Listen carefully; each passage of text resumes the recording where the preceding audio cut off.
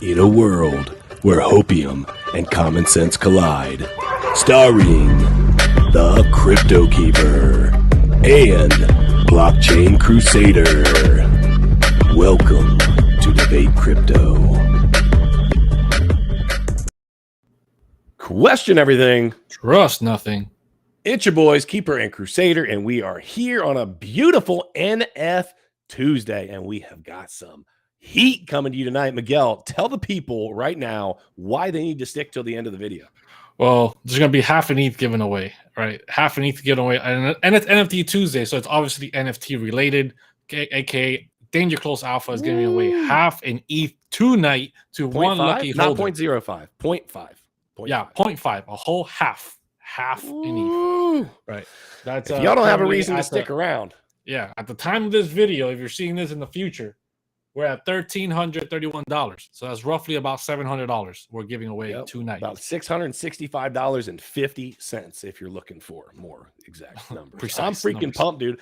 I am super excited. The reality is, guys, the reason that we did this, for those of you that don't know what we're doing with Danger Close Alpha, not to get off, too far off to the side, but it's NFTuesday, so why not? We've got a faction game going.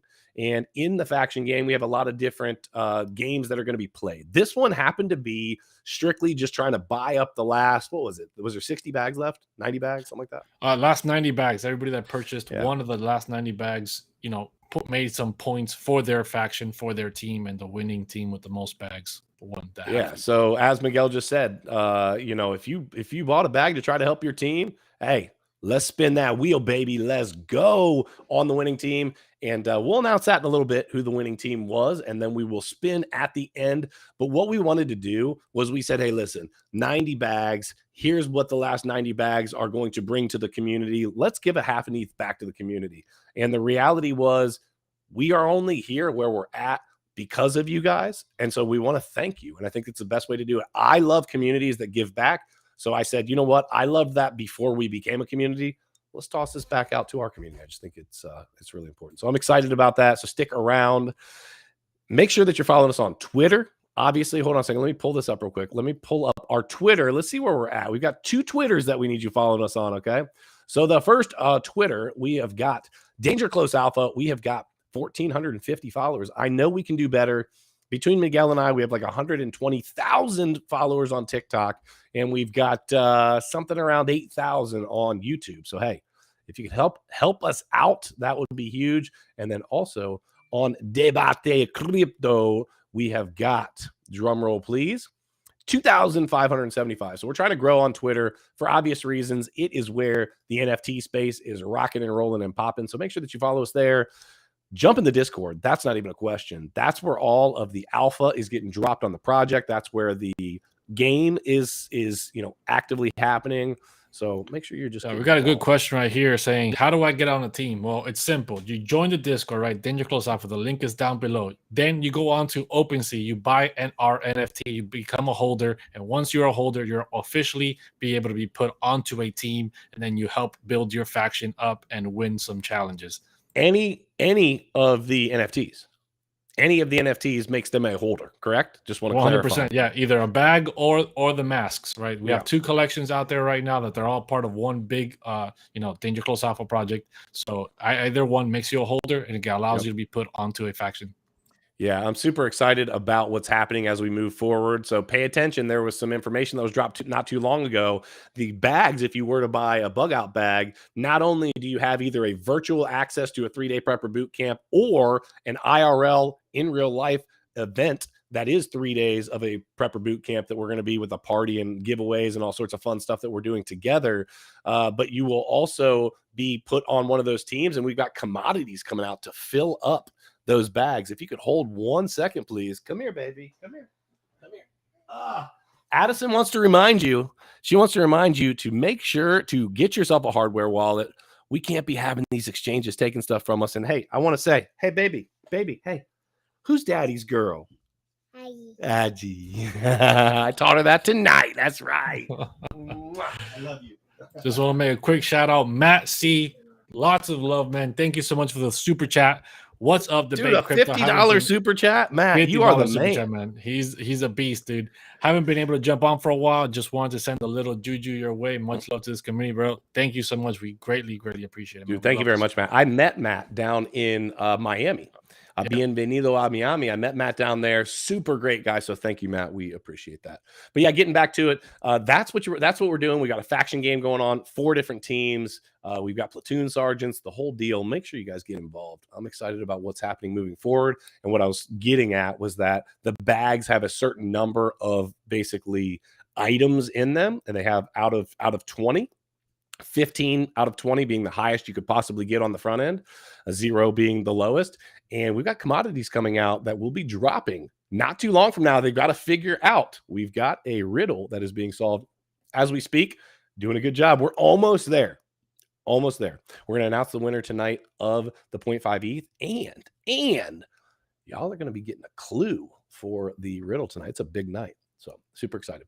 Let's take a look at the crypto markets, see what's popping in the markets, because obviously that's how everything started in the crypto space. We've got the global cryptocurrency market cap is $931.81 billion. That's down 0.46%. Bitcoin 19,118, pretty flat. ETH 1331.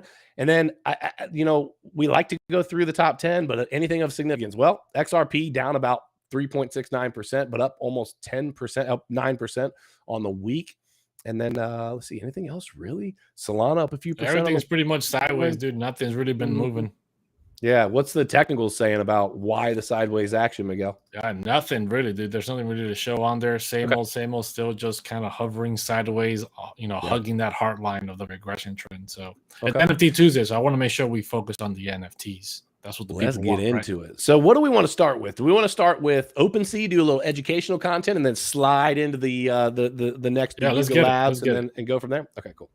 Let's get it on. So OpenC has a new blockchain, or that they've added support for, and it's one I got to tell you, Miguel and I are figuring out right now as we speak. OpenC NFT Marketplace adds support for Optimism.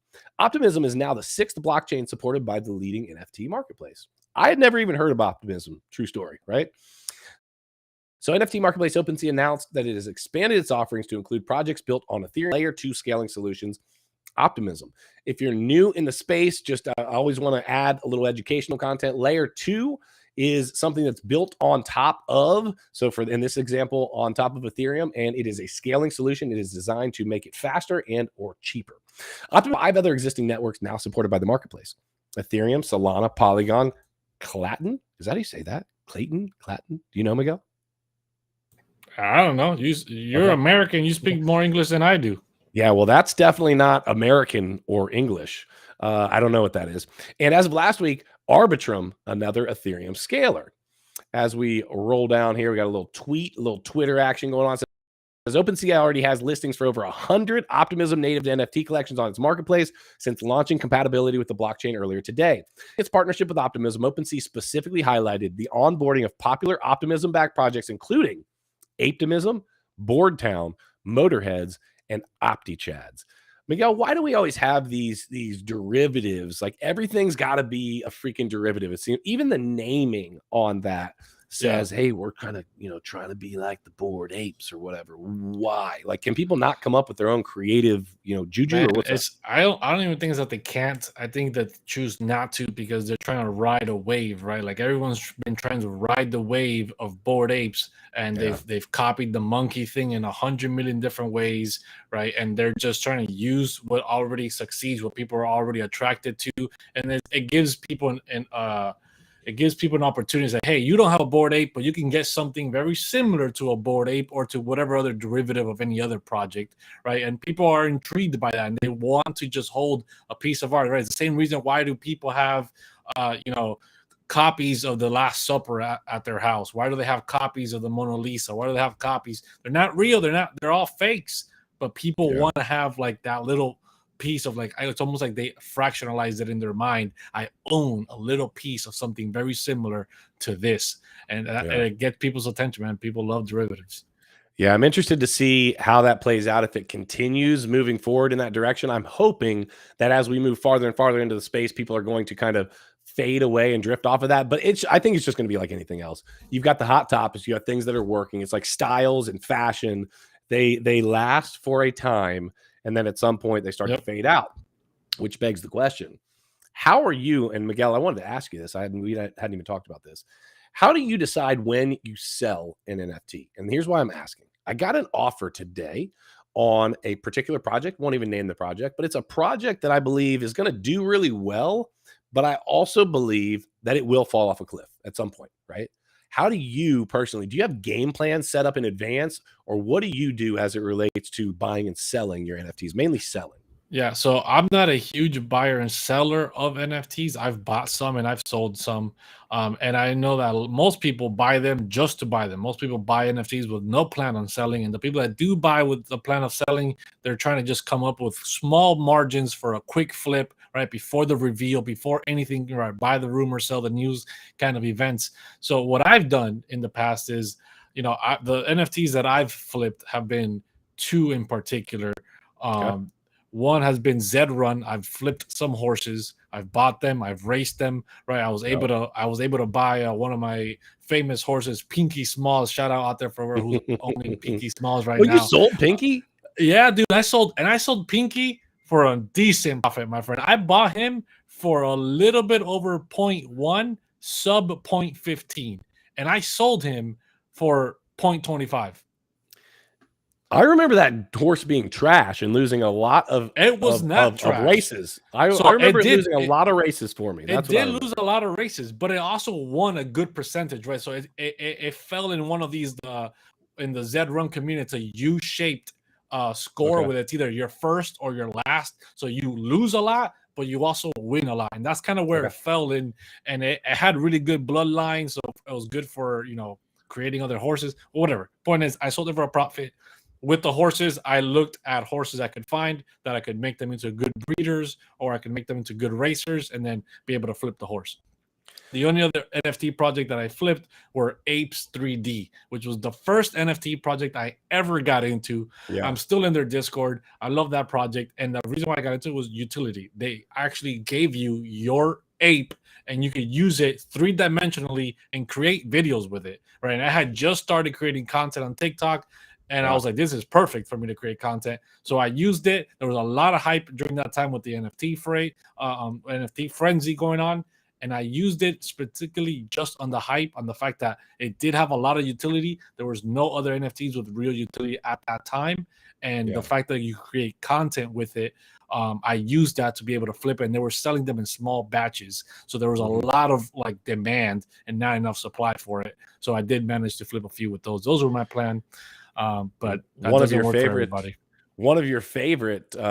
my favorite of your TikTok videos was where you had your monkey Donald Trump. Guys, you want to go back and look at a funny video. I don't even know when this would be, but Miguel created and listen, I was just learning what NFTs truly were. And I get on and I see his video, and he's got this 3D NFT fighting. Like, I'm talking about literally fighting, going at it with Donald Trump, this little 3D action figure. And I was like, that is freaking genius. And I had to have Miguel explain it to me. I'm sure he spent way too much time on it, but I got to tell you, it was an impressive video. Did you spend hours on that? Hours, dude. It took me 2 days to figure out how to make the monkey move. Just to make the monkey move. Yeah, just to move him at all. He was solid. He did not move, dude. It took me 2 days. That's super funny. So yeah, I guess what I was getting at was I need to probably come up with a plan on if I'm going to sell a project or not, or if that's my intention or not. I think people can get stuck up in the idea. I was talking with somebody about this earlier, kind of touched on the subject. I think people can get stuck on the idea that every project's going to the moon. Every project's going to be the next Bored Ape, right? Nobody wants to be the person that sells their NFT at 0.15 that they sold it or that they bought at 0.1 when it goes to 50 ETH. And I get it. I do get it. However, what I would suggest, as always, this is entertainment purposes only. What I would suggest is having a game plan on the front end and sticking to it. It's the same way as technically needs to be done in the trading realm, because if you let emotions take control, 9 times out of 10, 8 times out of 10, you gonna lose. Like, you just will. And so I just want to throw out there, game planning. I think that's a really important part of of the NFT space. Yeah, dude, I think there's a good well. rule out there for NFTs. It's called the rule of 3. You buy 3 NFTs of the same collection. You sell one to break even from how much you spent on all 3. And then, assuming the prices are going up, right? That's when you flip it. And then you sell your second one for purely profit, massive profit. And then you hold to your third one. And that's your moon bag. If it becomes the next Bored Ape, then you know you made it. But that's great in theory. That assumes that you tripled on one of them. That assumes you get 300% return on that. You have to go in with the game plan of like, hey, I'm getting in early on the project, right? At mint price. So you're buying them at the cheapest possible mint price, and you're catching the wave on the way up to the reveal, whatever it is, and you're flipping your first 2 at that time before things start to come down, and then you're writing the third one for the long term. You definitely see that making sense. And as far as buying and selling projects or lack thereof, we're about to talk about the Bored Apes, which I've told this before. It's not something I'm proud of. I remember looking at Bored Apes. They were not successful at the time. I think they were $150 in USD, and just said, no, I'm not buying these stupid freaking monkeys. It's one of those things that you look back on, just like when I first got introduced into Bitcoin in 2014. And I told my buddy, like, dude, this is another one of your little schemes, right? And I should have done that too. But hey, live and learn. So check this out. This is happening yet again. So, sorry, I was reading a little bit there. Anonymous accuses Bored Ape Yacht Club of trolling the esoteric symbolism, pushing accelerationism agenda. Decentralized activist group Anonymous has released a new video detailing their investigation, which began August 14th into the use of esoteric imagery in the Bored Ape Yacht Club collection. In its latest video, the group stated that without a shadow of a doubt, both Bored Ape Yacht Club and Yuga Labs are complicit in knowingly branding their products with esoteric symbolism related to Nazism and other extreme ideologies. It is at this time we would like to announce that without a shadow of a doubt, Anonymous is certain that the Bored Ape Yacht Club and Yuga Labs brand are infected with not only 1 or 2, but dozens of examples of esoteric symbolism and dog whistles reflecting Nazism, racism, Simianization, and pedophilia support. Now, when you come down a little bit further, they talk about, let me find this. And one of the things that is said in here, I want to find it. It says, where is it? I'm sorry. Everyone's a threat. Oh, here we go. Dialogue is what's important here. So basically, Crypto Slate asked Anonymous, what's the end goal? What was and why the group does intend to pursue a hacktivism approach, to which the group responded. Dialogue is what's important here.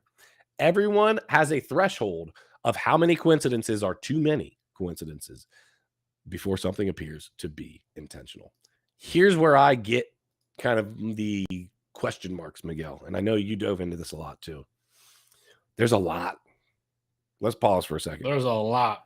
There's a lot, right? There really so listen, I get it that people can take words or ideas and twist them. But listen, you know better than I do. I think you could probably rattle off a number of them. But there's a lot. And so immediately, what do? They fire back. They were in a lawsuit with the one, creator of that YouTube, the YouTube video that did so well. Yep. I forget the guy's name. It's in the article. They immediately fired back to try to shut it down. But there's a lot.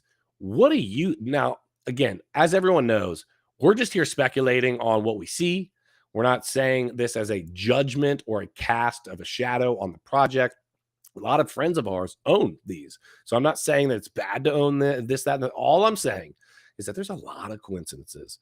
What are your thoughts on this, Miguel? It's been very interesting to me. When too many, like, right? It's like the article said, too many coincidences, right? There's a threshold before you're like, wait a minute, there's no way. Right? You can create something and get inspiration from here and there, and be like, well, I see where you got some inspiration, right? You have a few little things from this, and you have a few little things from that. But it's only a few. But when you look deeply into the project, there is way more than a few. There is too many to say, hey, there's no way that you did not know all these things were connected and specifically come from a very specific region of content of whatever you want to call it. So that's the problem. It goes as deep as like the names that they use for their handles on Twitter, all the way to the traits on the NFTs themselves, to the kind of things that have been spoken about, to all kinds of craziness. It's way too much. There's no way you can deny it.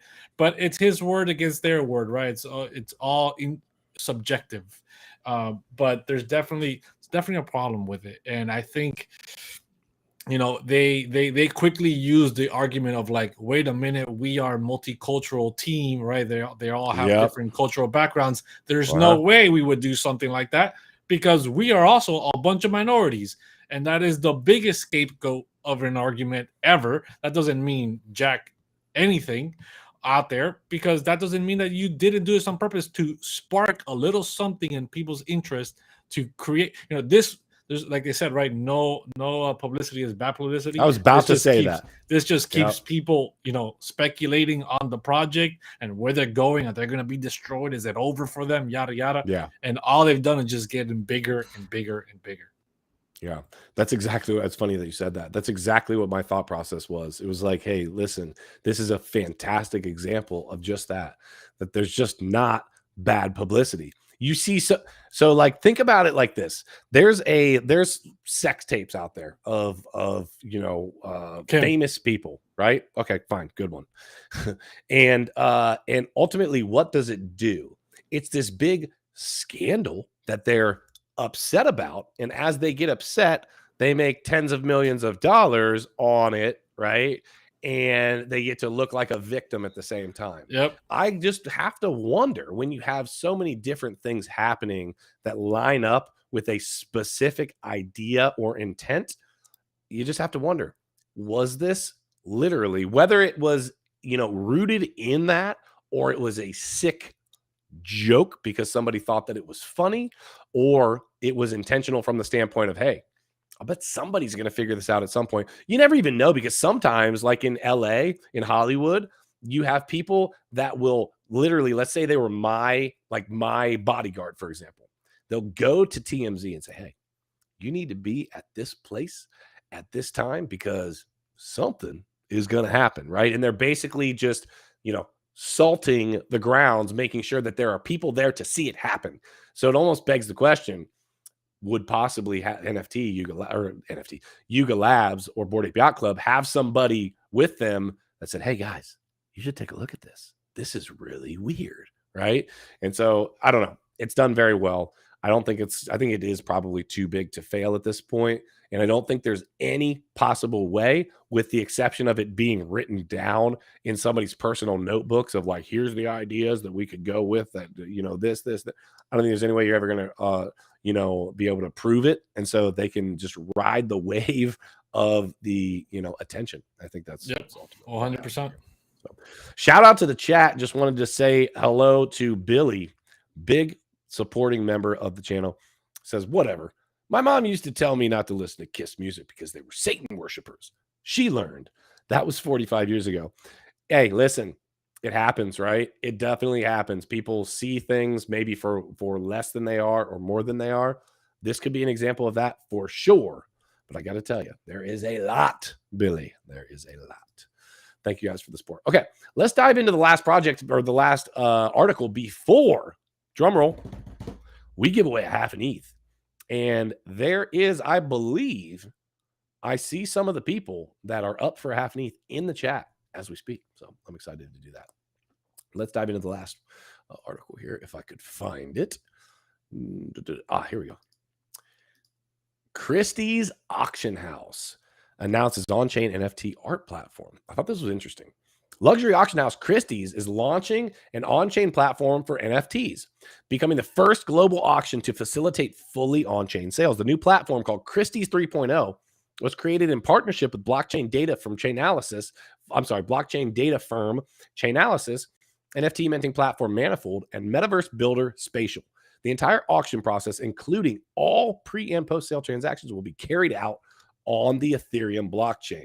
The platform's inaugural sale will take place on September 28th and will include 9 NFTs by artist Diana Sinclair and a collection titled Phases. The online auction will run concurrently with a solo exhibition on view at Christie's, New York. We recognize and bring young emerging artists to an international and digitally savvy market, Christie said in a statement. Nicole Sales Giles, Christie's director of digital art sales, noted the significance of moving the entire process on chain. By incorporating regulatory tools such as anti-money laundering and sales tax, we have built an all-inclusive solution where both veteran and new NFT collectors can feel secure in transacting with Christie's 3.0. All right, Miguel, what's happening here? We have Christie's, a luxury auction house that does high dollar bidding, that does some really high dollar stuff, saying, hey, I want a piece of the action too, because that's ultimately what's happening here. How do you feel about the real world art and the NFT game, if you will, spilling over? Good thing, bad thing? What do you think? I mean, it's definitely not a bad thing. It's definitely a good thing, right? It's that pivot into Web3, right? It's just like the Sears, the Toys R Us, right? They didn't see the move to the internet. They never took that pivot. They're dead.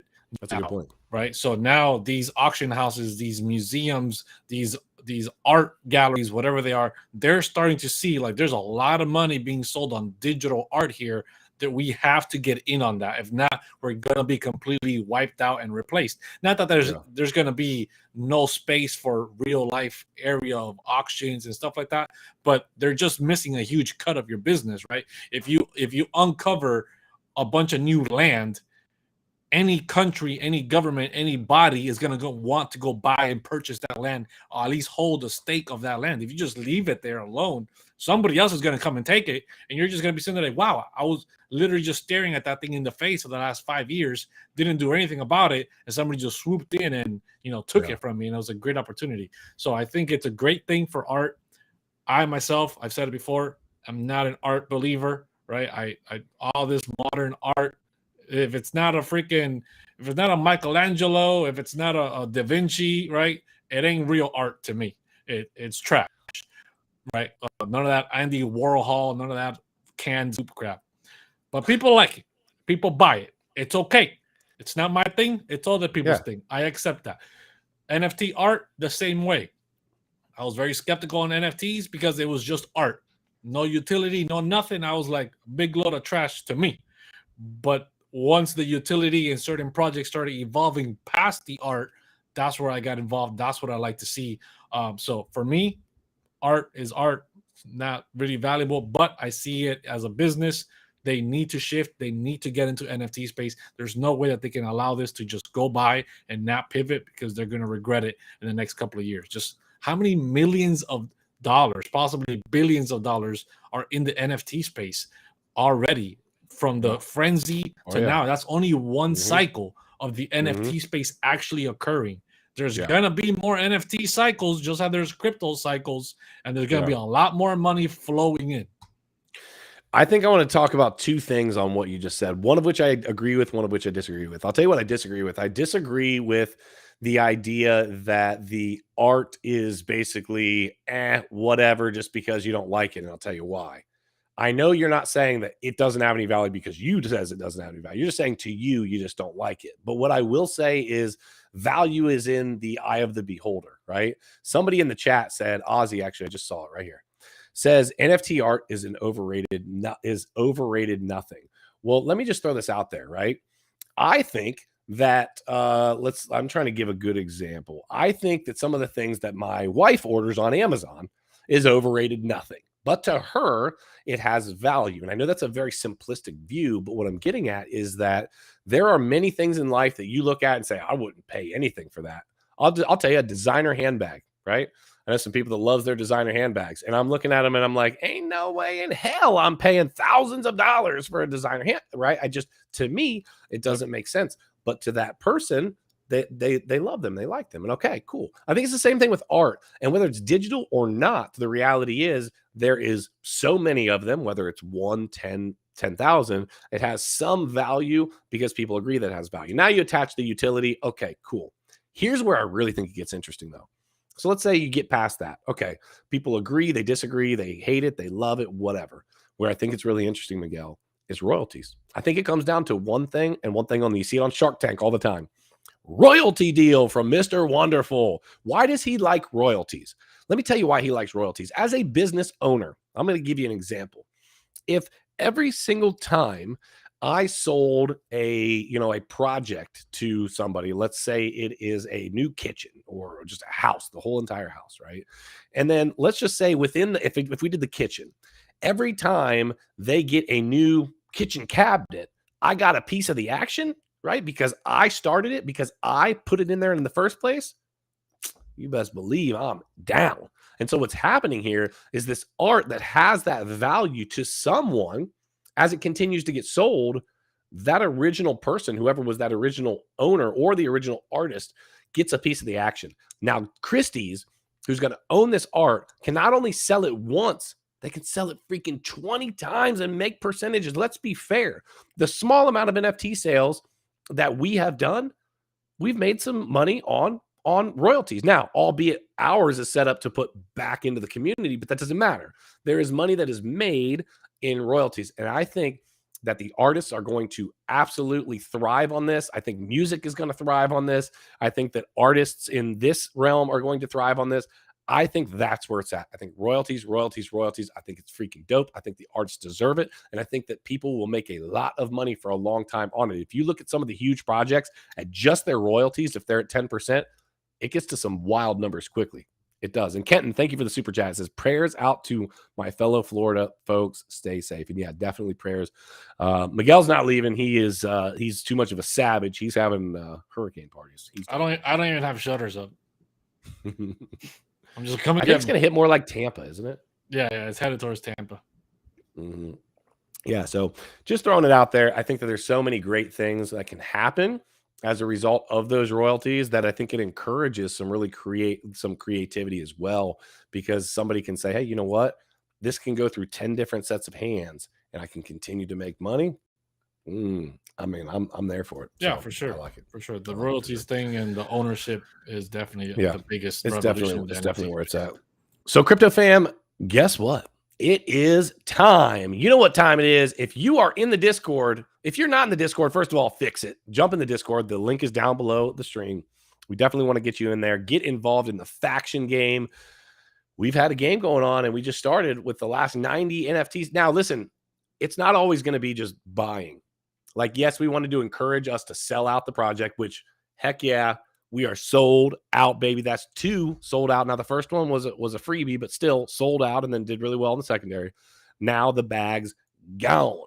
Now we've got the commodities coming up. We haven't announced the date on that yet, but we're hoping to sell that out. And actually, we've got some really cool plans for that. You guys are going to love it. Most of the games are not going to be single faceted. They're not just going to be one thing where it's like, oh, hey, just buy the most. You know what I mean? No, it's not. We've got a whole bunch of different plans. This one, however, we needed to sell the rest of these bags. And so I want everybody to understand that thank you for your support. Whether you bought, whether you didn't, whether you've been in the Discord, whether you're not in the Discord, get involved. Let's have some fun. We want to give back to the same people that have been pouring in. And so we're going to do a drawing. Miguel, why don't you go ahead and kick it off with, hold up. Do you already have it set up? Of course, man. Multitasking master. Okay, so cool. Multitasking master. I saw your eyes kind of wandering a little bit. Let's start off with this. I want to know, Miguel, actually in the chat. Let me see in the chat. What do you guys think? Who do you think won the faction? We've only got 2 nicknames so far. So the nicknamed groups so far officially are the Naked Medics. Those are the medics. We have the Drunken Merchants, which those are the merchants, right? Then we have the Hunters and the Engineers. The Hunters and the Engineers have not come up with a name yet, okay? Who thinks their faction won? I want to see it in the chat. I'm going to give you about 30 seconds. Talk to me, chat. We're about to give away a half an ETH, so talk to me, chat. Let's go. I want to see it. I want to see Hunters. I want to see Engineers. I want to see who you think guys won. Come on, man. Come on. And we'll give you guys the ranking of from last to first, and then we'll do the spin. Shamble says Naked Medics. I want to throw out there, as they're putting these into the chat, I want to throw this on there real quick. The one thing I do want to say, teamwork makes the dream work, okay? Let me tell you why. There's a particular team. I'm not going to throw any names on this, but there's a particular team that if just every one of their other team members would have bought 1 at 0.02, this would have not been the team that won. The team that won tonight won, but I'm telling you that they could have done, each person on the team could have bought significantly less, but everybody purchased, and this would have changed the entire ball game. So I want to encourage you guys, listen, talk together, work together. There's some big hitters on these teams that have held up some of the teams, and if they had any support, they would have got there. I'm not getting down on people. I understand we can't always, assume that everybody's able to buy. We get it. There's money involved. But what I do want to throw out there is there really could have been a different end to this. You got to communicate. You guys, that's why every faction has their own private chat, right? Where only they exist in there. So they got to communicate. You got to strategize. You got to come up with strategies and say, hey, look, I can't buy right now, but if we do this, if we split it up this way, we can take some load off of these guys, and we can diversify and attack and make a game plan to win. The Biomex said the Naked Medics sold their clothes for NFTs. Hey, listen, that's going all in. You know what I mean? That's doing what you got to do. So it looks like people are kind of saying the Naked Medics is kind of what people are thinking. At least the most people have said the Naked Medics. I see some hunters out here. I see some hunters representing. Hunters in the house. I see drunken merchants. Merchants. Drunken merchants. See Naked Shadow Hunt. Oh, the Shadow Hunters. That's not a bad name. Drunken merchants, Naked Medics. All right, Miguel. Let's not let the people wait. Who won? I will. So are we going to do the whole last place? Let's do 4, 3, 2, 1. Yeah. Let's do 4, 3, 2, 1. So in fourth place. Well, no. You got to do 4, 3, and then 1. And then 1. Yeah. In fourth place, we have, drum roll, the Hunters. I'm sorry. Hunters. You guys tried. You almost had it, but it wasn't enough. That's right. In third place, the engineers. All right. So the last two. I'm seeing a trend here, right? The nickname, the teams with the nicknames seems like they had more communication. They had some more better teamwork. I'm not gonna lie. Between the second place and the third place, it was close. It was the second and third place was really like one bag, wasn't it? It was like one bag different thing. It was like 1 point difference. So very, very close. Great fucking teamwork, guys. So in first place. So it was either the Naked Medics or it was the Drunken Merchants. Yes. Who won first place? First place is the Naked Medics. The Naked Medics took the win. Medics, congratulations. They had the most diversification of team members collaborating, working together to get the bags. The other teams worked really hard. It was close, right? It was close. The other teams could make it happen. But what I did see was that the other teams, kind of lacked that communication between the teams. And I want to throw out there, it for sure was teamwork, because when Miguel and I went through these and looked at them, yes, each team had somebody that bought a good number, right? But the team that ended up winning had a diverse group of people that bought, point blank period. Because guess what? Team number 2 and team number 3 both had somebody on their team that bought as many or more as the team within the first. So it's there. It's exactly there. There's no one team that one person bought an extreme amount that no one else could keep up with. Every team had at least one heavy hitter that literally bought the same amount as the winning team. I would agree with this. Naked life is the best life. I totally love naked for life. I don't know how we're going to get a little symbol on that, naked for life. I don't know. Okay. Anyway. All right, cool. So you've got this pulled up, Miguel. We're going to spin. Okay. And as a reminder, as we pull this up, super excited to give this away. It's half an ETH. Now, as we told you guys to begin with, if you purchased and you were on the winning team, you were going to be in the drawing. So we pulled that up, did exactly as we said we were going to do. And the people that purchased are on the wheel. And hey, there's a good chance that if you purchased more, you're going to have a better chance at winning, because hey, you're supporting the team. So let's see. Yeah, here we go, guys. Here we go. Let me know if you guys when you can see my screen. Are you ready? Yep. I can see it. I see it. Here we go. All right, half an ETH, guys. Half an ETH. Half an ETH on the wheel. Here we go, baby. Let's go. Baby. Let's go. Who's gonna take it? Oh, Campbell. Ooh. Some people Campbell's are just born with all the luck, man. I'm telling you, she just won Some half a people are freaking just ETH. born with all the luck. Hey, hold on a second. Pull the wheel up real quick. I want to look at something.